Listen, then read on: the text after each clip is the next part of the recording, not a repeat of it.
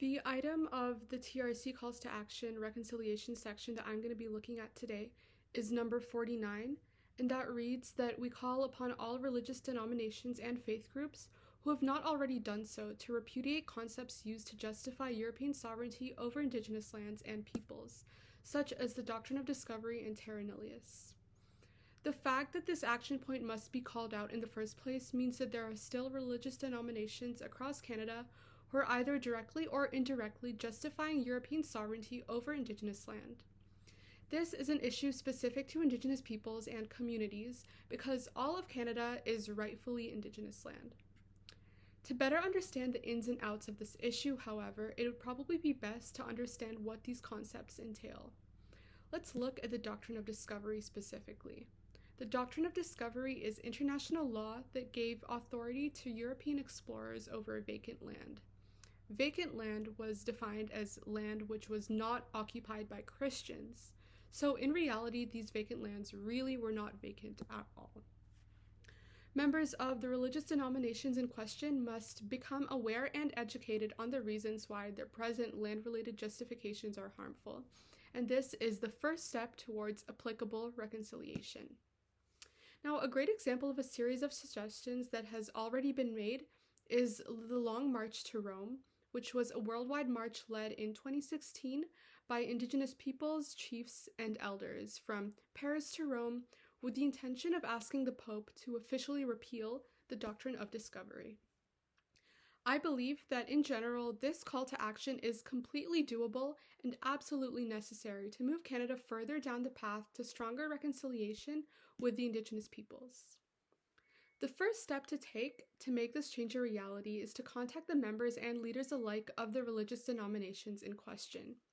These religious groups must be presented with the facts and reasons as to why concepts such as the Doctrine of Discovery are extremely harmful and why they should be repudiated. In this case, I think the first step will also be the most challenging one. Questioning and challenging religious beliefs has often been a gray area in the past, as people are wary not to offend people or their beliefs.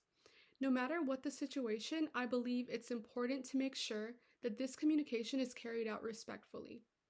By giving respect, we are most likely to receive it back, along with our desired results. In this case, the repudiation of such harmful concepts and statements.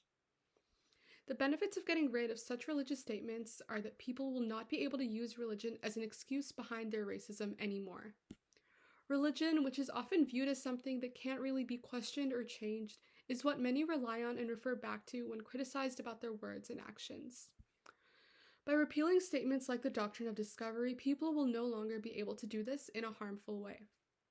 This also means that future generations of these religious denominations will no longer continue to be fed the harmful information that previous generations were, meaning that society's future leaders will have been raised with a less of a corrupt and more of a clear and understanding and accepting mindset.